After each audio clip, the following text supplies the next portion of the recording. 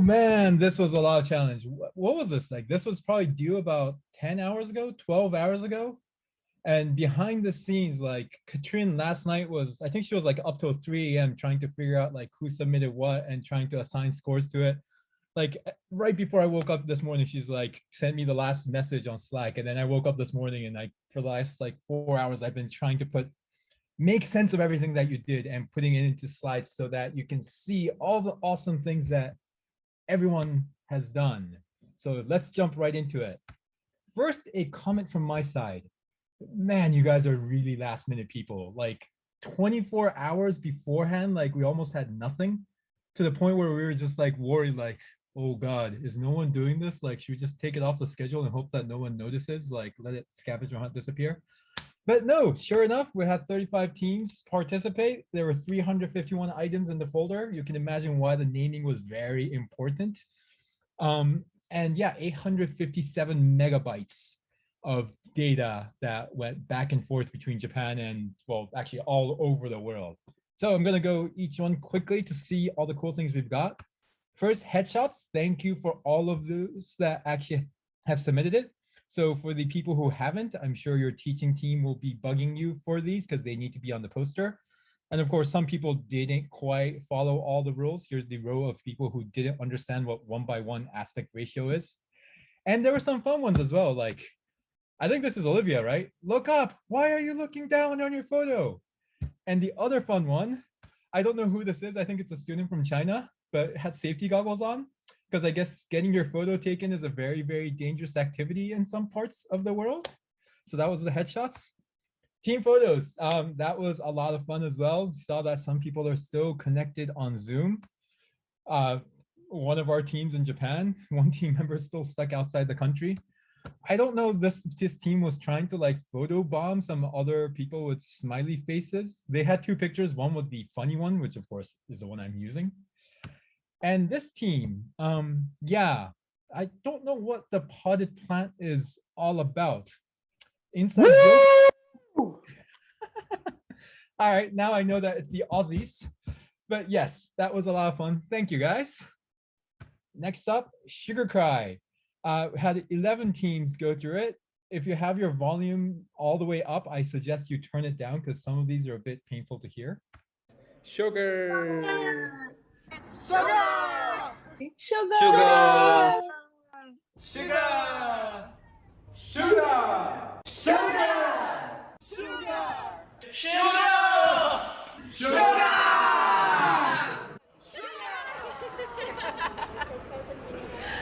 And as you can see, for some reason, jumping was a theme this year. Runner art. To be honest, I'm surprised at the number of teams that did this because last year there was very, very few. So I guess this year's batch, there's a lot more people who like exercising. And yeah, it's kind of legible. I'm pretty sure this team bicycled instead of running or walking. I'm kind of wondering how this was done because I've never seen an app like this. This is definitely the first time I've seen one that was on a curve, but really good use of taking advantage of, I'm guessing that is Nice, because I think a lot of people are there and that kind of looked French. By the way, feel free to put all sorts of like comments and things that you don't agree with me on the chat as well. I'm gonna keep looking at it. This is where you can start trolling each other as well. And one team, seriously, you just did a V and then managed to put SGAR as like a graphic. Like you did not get full points for this. Surprise, surprise. Cooking, thank you a lot for showing all the interesting things out there. Made me very hungry because I was doing this like right before lunch today. But then some teams did something like this. IIT Unibo, you had like the smallest picture possible and I can't even tell what that is. Is it like a big sausage or bread? Like you call that cuisine? And then of course the Australians had a very like presentable thing of chicken parmigiana, to which I'm like, wait, that's Australian? And of course, the first thing that says, chicken parma is a classic Aussie dish that seemed to be inspired by Italian cooking. So I love how the Australians kind of like took over the Italians and actually did it better, clearly, than this photo. one of my teams was showing lasagna, and I see like the Vietnamese teammate like feeding the Japanese teammates, to which I'm wondering like this is not where like it was supposed to be local delicacy. So but I'm gonna say by far the worst actually came from the teaching team. What is this? Can someone please put it in the chat of what this is? Because this is the one thing that just did not look appetizing at all. I put it, but I've named it. It's Spanish omelet. No? Oh, is that what that is? Because to be honest, like it just kind of looked like someone threw up on a platter.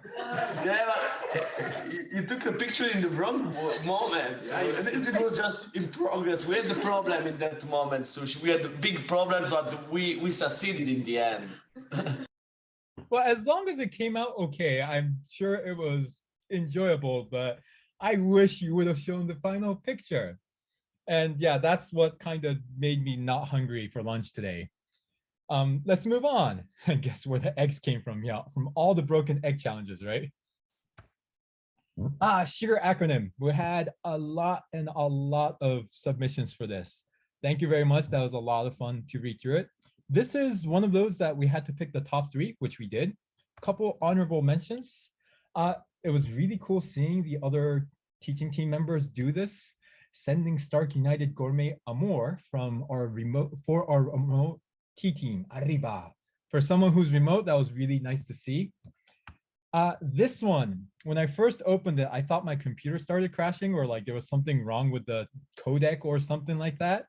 I'm gonna keep it up a little bit to see if people can actually decipher this. If you can, feel free to put it in the chat. I'll give you a couple more seconds. Yeah, it's very, very leet speak.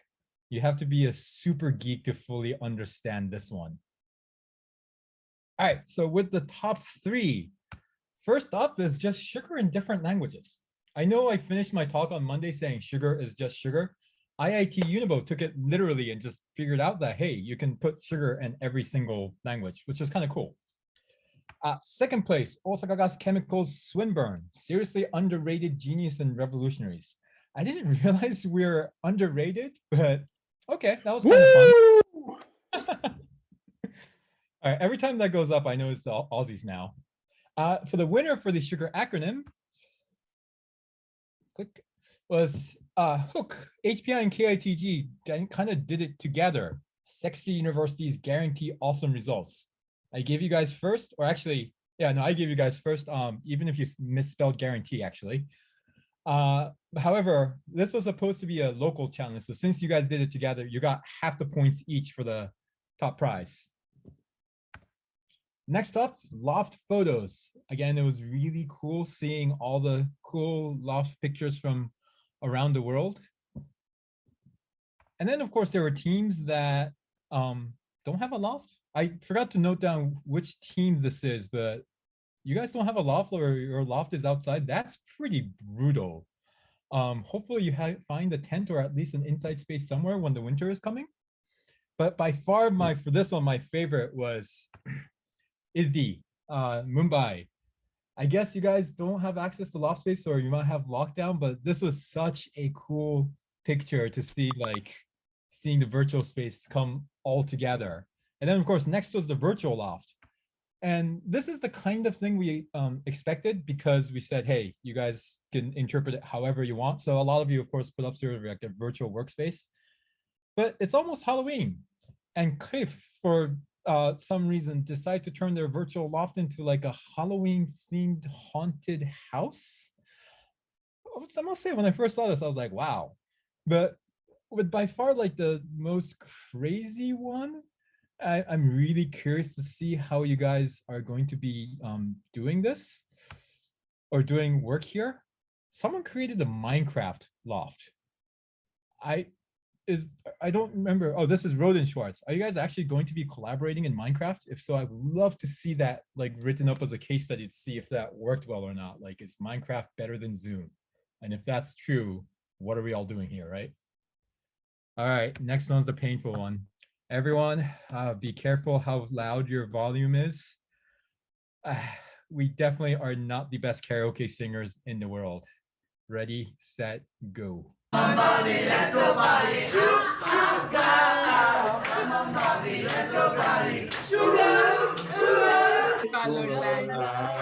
So far from different life. 生日快乐，祝你生日快乐。 Welcome to our team. We are the Bros. 你爱我，我爱你，你是真甜蜜。你爱我，我爱你，你是真甜蜜。 Yeah, you show me good loving, make it alright. Need a little network in my life. Sugar network, won't you come and redesign with me?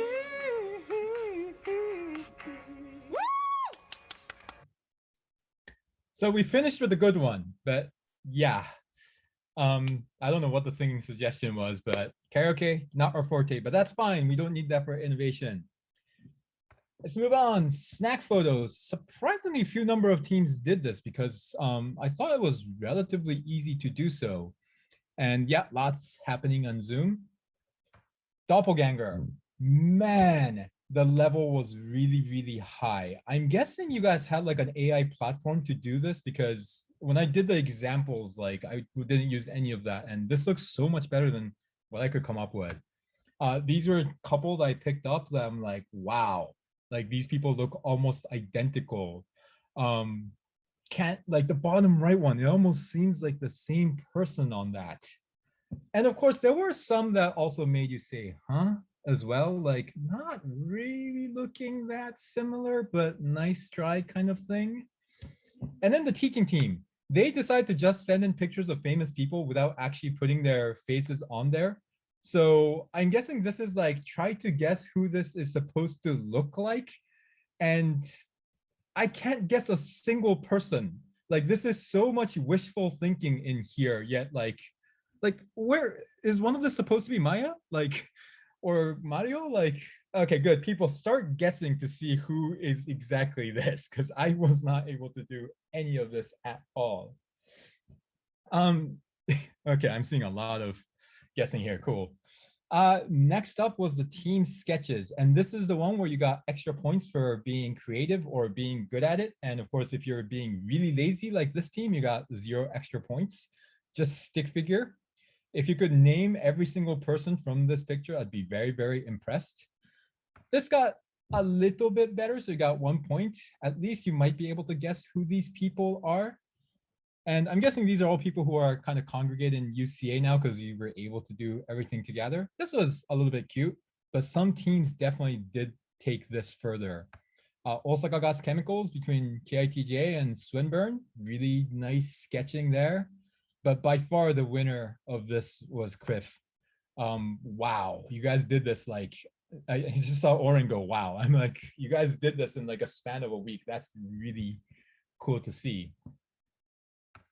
Team name and logo. Some were lazy. This definitely is not a logo. It's something that was on a Google Doc. But this is another one where we decided to pick the top 3. So the 3rd place is Cliff. We got Salsa Gym, and kind of cool to see that you guys actually use the name of your entire team to do this, though this, I feel like this kind of graphic may not be the best thing to use in logo. 2nd place was probably the most logo-like. This was Medicus with Disco Paris and Mannheim. Like you can actually imagine this could be a logo for a product or a company, right? But 1st place goes to the cutest one, Rebellious and Salty, which is Roden Schwartz. So they took the same R and S, and of course between Germany and Paris. So of course you have, I was about to say schnitzel, no, pretzel and croissant. So congratulations, Roden Schwartz. Thank you for the immense amounts of cuteness I normally expect from Japan, not Europe. Team 2x2s. Yeah, it was nice to see somehow like teams really like to focus on height for this. T team by far was the most laziest. Like I couldn't quite figure out what was going on here. Juicy, dry, salty, sweet. I'm guessing this is what people like to eat and not how people are, because if you're sweet and juicy as a person, I'm really curious what that means. The most You sure, Maya? You wanna say that? Well, we ate Spanish omelet, right? And then there was the question, do we like Spanish omelet sweet or salty or dry and juicy? So you can now see how people like their Spanish omelet. I clearly like it dry and sweet. But Mario, for example, he likes it juicy and salty. So let's like moderating. So sweet omelet sounds like a blasphemy. I feel like that should be called a cake, not an omelet. But to each his own. Also, Did you see the picture of sushi? I mean, that's connected to the food picture. Yep. The most interesting observation that came from this for me was Osaka Chemicals, who somehow came up to the conclusion that if you're rational, you have to be pessimist. Where if you're optimist, you can be sensible.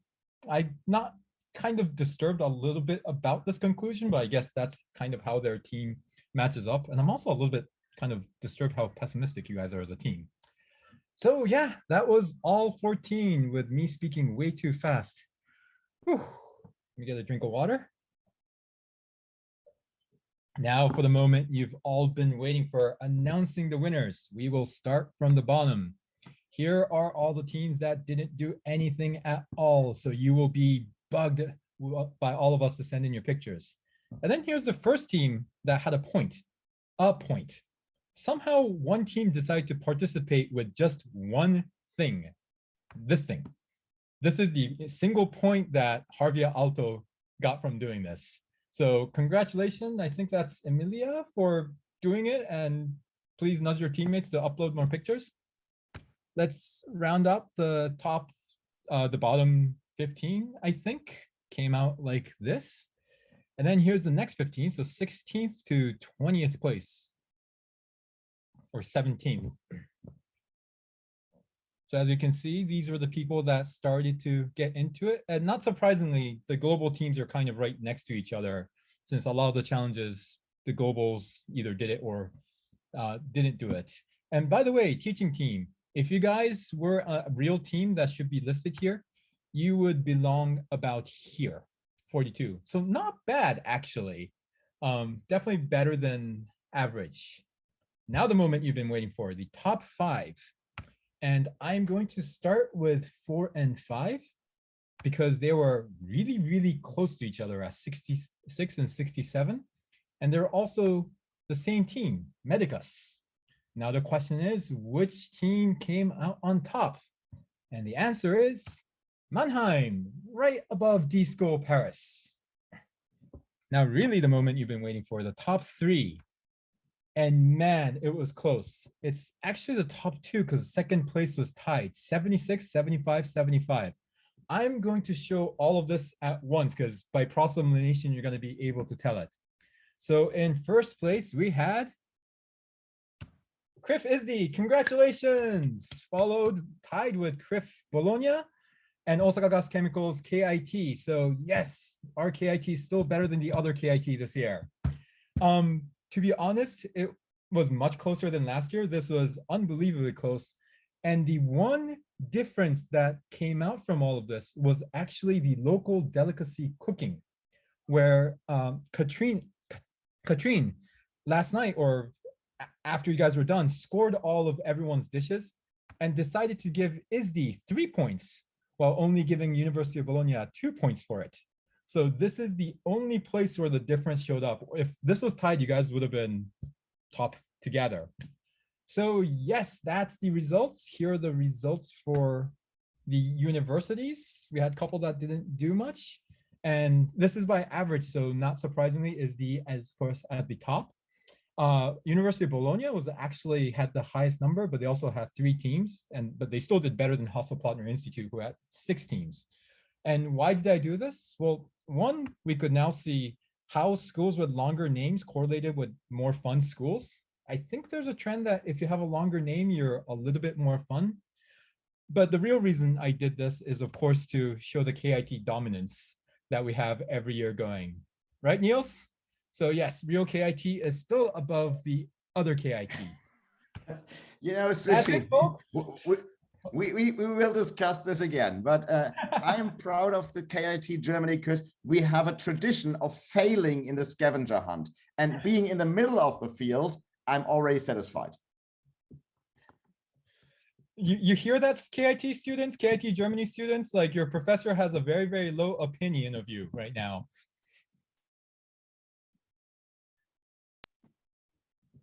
And a big round of applause for Sushi for making this together. Thank you. Awesome. Awesome, Sushi. Big round of applause for you guys, man. Congratulations on getting this done and surviving the week. All right. So thank you very much, Sushi. And I guess it's time to close this session and return then afterwards to Maya and Mario for closing the GKO. So just as a very personal and short summary from my perspective on the week. I'm with the Sugar program for 9 years now. And, you know, it's always, I mean, I'm here for 9 years, but every year there's new people coming in. I mean, the students, every year there's other students. But still, I have to say, over time, for me, it feels more like a Sugar family. Every year there's a bit more of a family feeling like this. So I really appreciate this. And even though you're new to the team, to the Sugar family, it still feels like a family. So that I like this a lot. And there's also the point that I want to stress, and I know it doesn't apply to everybody, that we had a chance, at least some of us, to meet in person. And I hope that, this was awesome. And I really hope that we managed to see the entire Sugar community, the Sugar family, in next year's summer in June in San Francisco. So I really hope that we are able to do this. Yeah, with this, it's time for me to take off the sunglasses because we're closing the Sugar bar, and I'm handing over to Maya, but not without encouraging all of our teams to carry the spirit of the Sugar family to our Sugar partners, i.e. the corporate partners, and delight them with some magic, as Larry would say, and some magical results. And really looking forward to see all of you, hopefully in person in San Francisco in next June. Thank you very much. And Maya and Mario, back to you. Thank you, Niels. Thank you, Niels. So the moment has come. We are above all a bit like sad of the closing of the moment. Yeah, I would like to just talk about emotion, but Maya is making me talk about reminders. So jokes apart, really, like, guys, we also gonna try to like kind of have some repository or picture on Flickr. You're gonna find many things also on the drive and so on. Stay in touch globally, please. That one is really important. Yeah. So you all have been using Slack for receiving the event links and so on. Now, next step is needed. Please create a channel for your team. Therefore, Team Criv, please create a Criv where all your student members are part of, at least one teaching team member from both universities, so from ISD and from University of Bologna, plus Vanessa from the Sugar Network. We need to have a direct contact to you students, because we are probably going to ask you to please write up a text for our social media, because we would like to feature each team on social media as long as NDA allows. And for that, we need a direct contact. So please create such a channel and invite Vanessa and your teaching team members to that channel. And of course, that's also a way to reach out to other teams. Maybe you want to ask them for interviews or for expertise. Yeah, like we saw also in the SGM, that is like big cross contamination and fertilization opportunities between teams. So don't hesitate, guys, to contact the others, and don't hesitate to make new friendship, because it's one also of the big thing that can come out from Sugar. And for here, for example, it's really important. Please use a naming structure. Yeah. Easiest naming structure: first, last name, your corporate partner, and your university. So Oren, for example, whenever he was talking, I always knew in this Zoom call, he's from Osaka Gas Chemicals and he's from Swinburne. That makes it super easy on our side to have a contact with you, but also with each other to not just know, oh, this is Mario, but where's he actually from? That makes it really easy. So please use this naming abbreviation structure also for you. And the picture is always nice. Maybe you just take the picture you created on your Miro board to introduce yourself. You see mine in there, or you just use your headshot photo. So this is the naming. Then some like LinkedIn, we saw at the beginning, the first day. I mean, we suggest you to add it on LinkedIn because also that it's easier to see if you are doing Sugar, which is the project, the year you have been participating, and then you can connect really easily. If you ask like a connection to someone, then it sees Sugar is gonna connect easily. Then also, of course, guys, is a great, let's say, element on your CV. We know many alumni that they got also great visibility because of that, because you see this week, this is a great network, plenty of great people, and like we do it good, I think. Yeah, so feel free to add it on LinkedIn, and then on the here you can also see some examples. But for sure, this is really, really helpful for us to plan next year's activities in general, and for sure also the GKO. Please fill out the survey. There is our homepage. We made it really simple. You can either fill out sticky notes on the Miro board, or you can fill out a Google form that helps us to do a evaluation of the GKO. Please put everything in that comes to your mind. Maybe think about wording so it's easy for us to understand. Nevertheless, put it all in so we can plan accordingly, and also put in tips that are things that you would maybe even wish for this year, and we can still include them in our global meetups. Here you can now see when do we meet next time. It's going to be Thursday, 20th of January. You can decide, is your team joining us 9 a.m. or 5 p.m. for the input session, the global SGM, and then the global activity. And in the morning, we have Sophie Bergen joining us and talking about the hunting in the dark forest, how to unleash the unexpected and boost your ideas into the land of disruptive futures. Or you join us in the afternoon, or you can also join, of course, for both sessions. In the afternoon for a talk with Jukka-Pekka Heikkilä from Finland, and he talks about innovation and challenge countries around the world to share his experience when he did design thinking projects in Lebanon and Korea, places around the world where design thinking is not yet so well known. Keep that.